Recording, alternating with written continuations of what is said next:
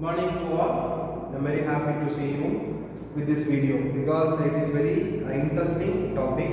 Already we have started this one and I told you the graph of the functions. First one linear functions we have discussed briefly, and graph of the linear function is always a straight line. That also we have learned. In that session we have discussed two more functions like the identity functions and additive inverse function.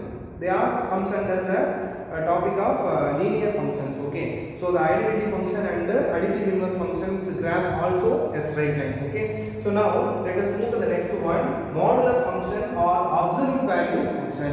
Modulus function or absolute value function is equal to y. The function y is equal to modulus x. So you must know the meaning of modulus. It means there is no negative values, there is no negative numbers will not exist. Actually, if you assign the value of x is equal to -1, it produces 1 plus 1 only. If you assign x is equal to -2 means the value of y is equal to plus 2, like that. So it is always a positive. It always a positive number. So for example, x is equal to I assign -3, -2, -1, 0, 1 and 2. So the respective output. So if y is equal to modulus -3 means 3. This is the answer. So if assign -3 means we will get +3. So the same thing, -2 means +2 and -1 means +1 and 0 means 0 and 1 means 1 and 2 means 2. Is that? Sir, you say minus, if you assign minus number, it means negative integer means it produce positive number. If we assign positive number means it leaves a negative number. No, it is always a positive number. Whenever we assign positive or negative, it leaves positive only. Okay, so 0 assign means 0, 1 assign means 1, 2 assign means 2. This 0 is a neutral number, you know that. This is it doesn't have any charge, plus or minus. Okay, so 0 means 0. So here -3 means +3, -2 means +2, -1 means 1, like that. So let us see the graph of this function.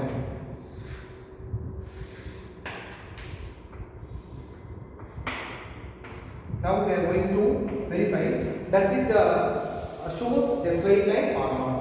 This is x dash, x, y, y dash, x -3, y +3. This is a required point. You know that the first one belong to x coordinate, second one belong to y coordinate. So first point is -3, -3,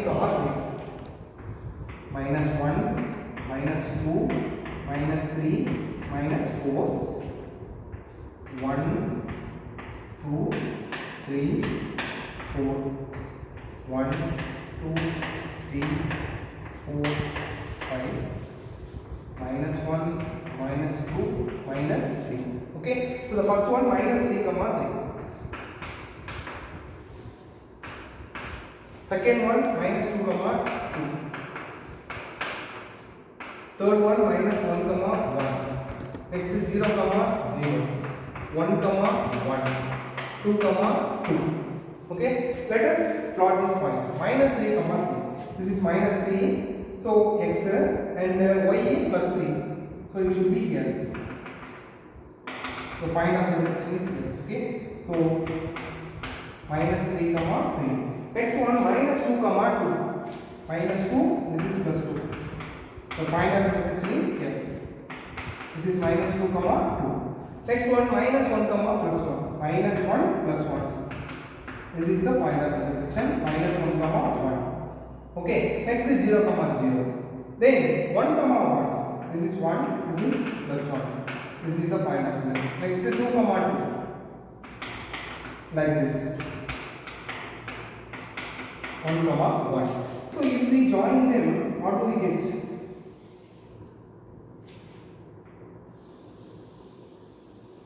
Yes, this is the graph of the modulus function. Listen, it lies above the x-axis.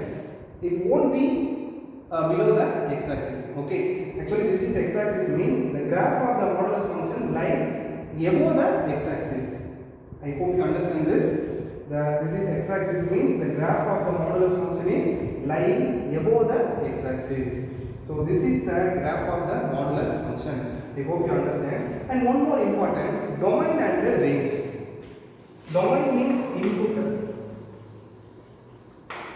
range the respective output.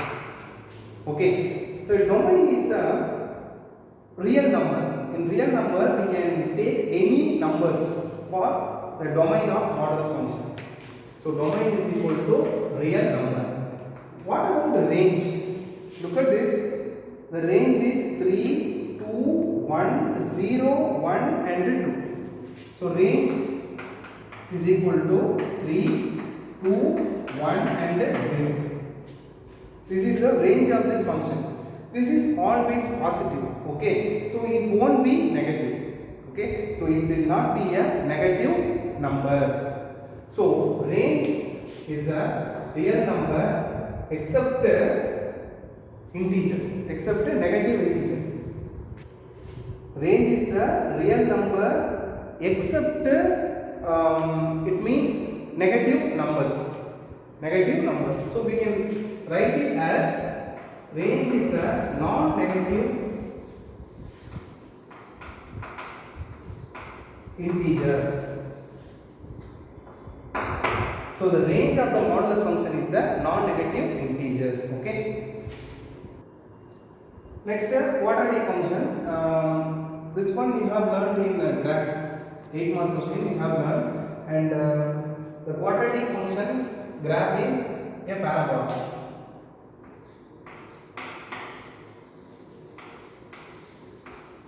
So graph of a quadratic function is a parabola. Okay. So you have learned this one clearly in chapter 3. So need not to discuss about this quadratic function. Okay. So the general form is y is equal to x square plus x plus 1 like this.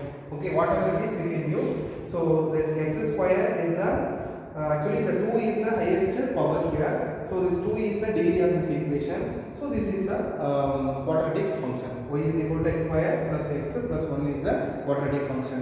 So you know that, and graph of the quadratic function is the parabola. You know very well. So need not to discuss this. Move to next one. Cubic function.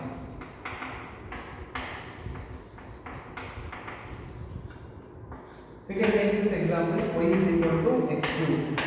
Y is equal to x cube. So the value of y is equal to x cube. If you replace the value of x is equal to 1, what do we get? So assign x is equal to 1, 2, 3, 4 like this. So y is equal to first 1. I replace x by 1 means 1 cube 1.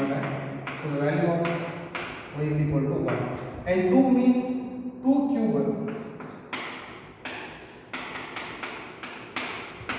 So y is equal to 8 and y is equal to 3 cube. Y is equal to 27 like that. So if you plot this, you can get a graph. This is a graph of the cubic function. It is very easy. If you plot these points, you can get a graph. Okay, like this it shows. So the general form of cubic function is y is equal to ax cube plus bx square plus cx plus d, where a which is not equal to 0.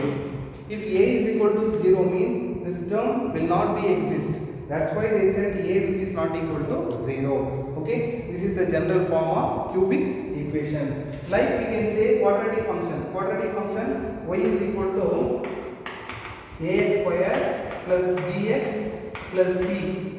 Okay, so here a which is not equal to 0, because if a is equal to 0 means this term won't be exist. That's why they said a which is not equal to 0. This is the general form of quadratic function. This is the general form of cubic function. Let us move to the next type of function, that is reciprocal function. Here you know that reciprocal of x is equal to 1 by x. Reciprocal of x is 1 by x. This is very easy. So here x in the sense 1 by x is its reciprocal. So we can take y is equal to 1 by x. This is the general form of reciprocal function. Here the domain is different. Actually, we should not assign the value of x is equal to 0 because anything divided by 0 is not defined, you know very well. That's why, so domain of the reciprocal function, domain is equal to real number except 0, real number minus the set of 0. Actually, it means except the value 0, okay, because if you assign x is equal to 0 means this term will not be exist, the value of y will not be exist, not defined. That's why they said domain is or except 0, okay, right. So y is equal to 1 by x. Graph of this reciprocal function like this.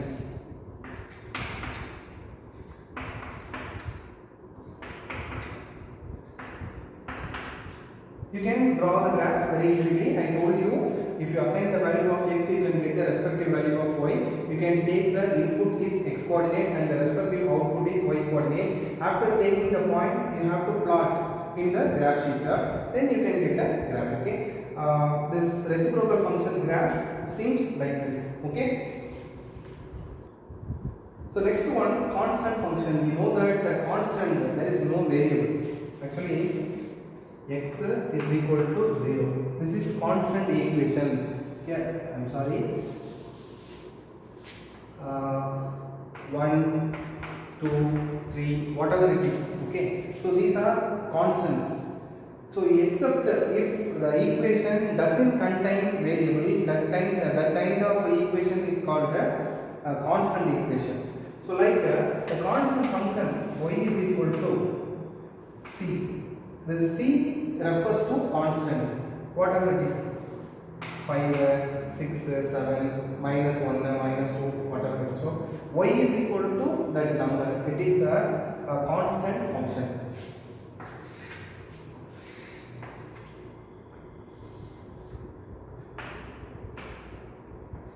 So graph of a constant function. How to plot the graph?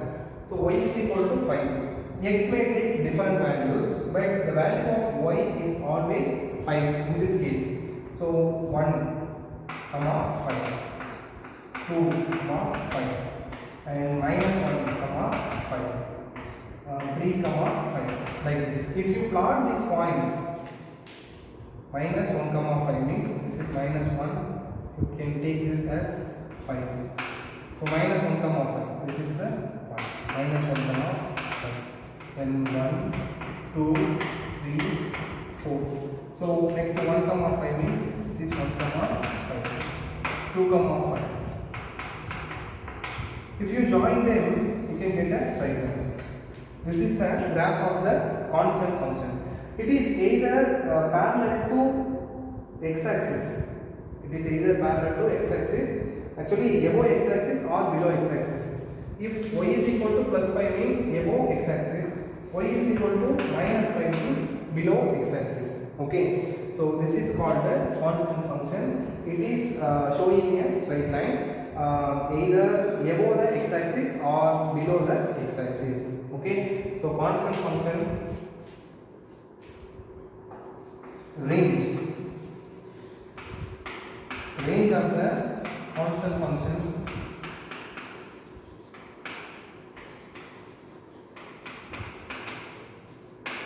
is singleton set. What it means? Singleton set means if you assign minus 1, we'll get 5.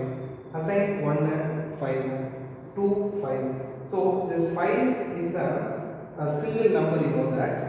According to set theory, we can say a set contains only one number or only one element. It is called a singleton set. That's why we say that the range of the constant function is the singleton set. This is one more question. Okay. See, I hope you understand the concept of identifying the graph of the functions. We discussed many things. Started from linear, followed by quadratic, cubic, reciprocal, and constant, and one more important reciprocal function as well as modulus function. And modulus function range modulus function range will not be a negative number. So the range of the modulus function is the non-negative real number, and the constant function range is the singleton set. And reciprocal function, important, in reciprocal function the domain is the or except 0. So in reciprocal function the domain except 0, we can assign any value from the real number concept. So we'll learn many things. Thank you.